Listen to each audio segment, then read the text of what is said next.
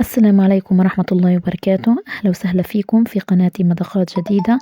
أتمنى تكونوا بألف صحة وعافية وتستمتعوا بمشاهدة الفيديو للآخر. اليوم حعمل معكم وصفة بنص كيلو لحمة، حنعمل كمية كبيرة وبنفس الوقت حيكون طعمها لذيذ، وكمان الوصفة هاي خفيفة على المعدة ونوع جديد كتغيير في يوم رمضان. تابعوا معي الفيديو عشان تعرفوا إيش هي هاي الوصفة. عنا هان 4 صحون من الطحين المنخول، وبضيف عليهم رشة ملح وملعقة ونص كبيرة من الخميرة وربع ملعقة سكر. عنا هان صحن ونص من المية الدافية، وطبعا نفس الصحن اللي عايرنا فيه الطحين بنعاير فيه المية. أنا حضيف بالأول الصحن الأول وحاجن الطحين. في هاي المرحلة أنا نسيت أحط الحليب البودرة، لازم نحطه قبل ما نحط المية، فضفته بعد هيك. بنحط 4 ملاعق كبيرة من الحليب البودرة عشان يعطي العجينة طراوة. بستمر بإضافة المية والعجن لحتى تصير عنا العجينة متماسكة. تقريبا أنا ضفت على طحين صحن ونص من المية الدافية، بس لازم أضيفهم بالتدريج عشان ما تخرب معنا العجينة.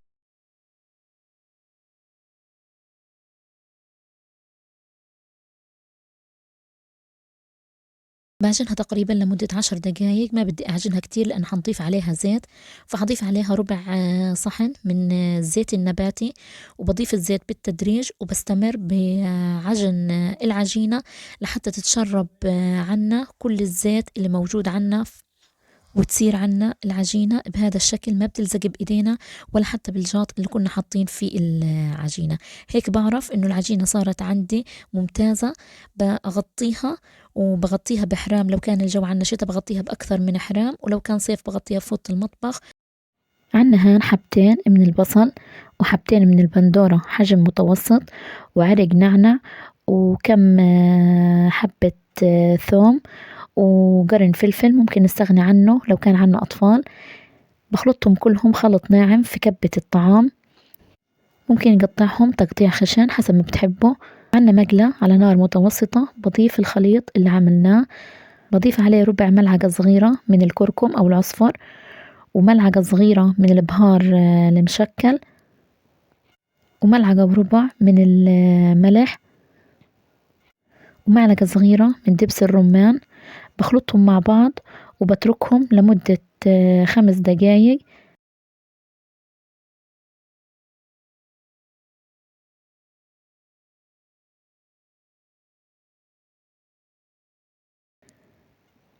بضيف ملعقتين صغار من الصلصة وبحركهم منيح، وبتركهم لحتى تشرب البندورة كل المية الموجودة عليها، وتصير عنا البندورة ناشفة بهذا الشكل. بعد ما صار عنا الخليط بهذا الشكل بضيف عليه نص كيلو اللحمة وبحركه وبتركه لحتى يشرب عنا تشرب اللحمة كل المية اللي موجودة عنا في المقلة. هيك أصبحت عنا الحشوة جاهزة، بتركها لحتى تبرد عنا تماما.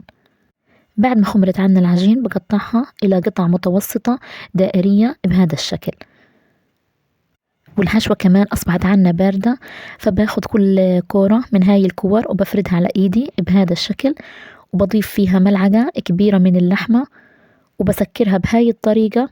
بعد هيك بحطها بالصينية وبضغط عليها بهذا الشكل.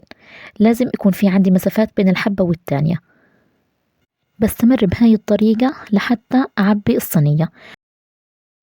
حبدأ بتجهيز الخليط اللي حنضيفه على وجه الفطاير.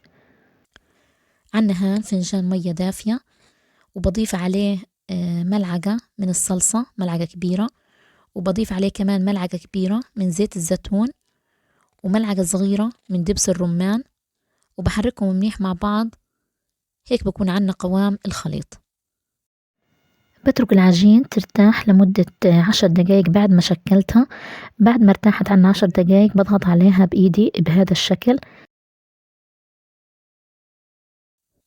حضيف هذا الخليط على وجه الفطيرة. طبعا لو كان موجود عندكم فرشاية ممكن تدهنوها بالفرشاية الدهن أفضل من الملعقة، وبحطها في الفرن على درجة حرارة متوسطة. تقريبا بتاخد معنا من تلت إلى ربع ساعة حسب نوع الفرن.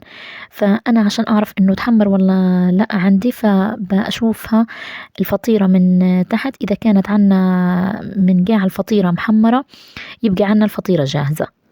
بعد ما جهزنا كل الكمية عشان ندخنها ونعطيها نكهة كأن الفحم، كأنه عملناها على الفحم. فبكون حاطة فحم على الغاز مخليته لحتى يصير عنا مجمر هيك. وبعد هيك بضيف عليه شوية زيت وبغطي الصينية وبغطيه كمان بفوط المطبخ وبتركه تقريبا لمدة 5 دقايق لحتى يتدخن عنا فطاير اللحمة أو الحواوشي أو العرايس. هيك أصبحت عنا الوجبة جاهزة، بنتناولها مع كولا أو سفن، وكمان جنبها بكون خضار فليفلة فجل زيتون حسب انتو ما بتحبوا. وأتمنى الوصفة تعجبكم، وصفة عن جد كتير لذيذة وكنوع من التغيير في شهر رمضان، لأنه في رمضان إحنا بنحب نتناول أشياء جديدة ووصفات جديدة.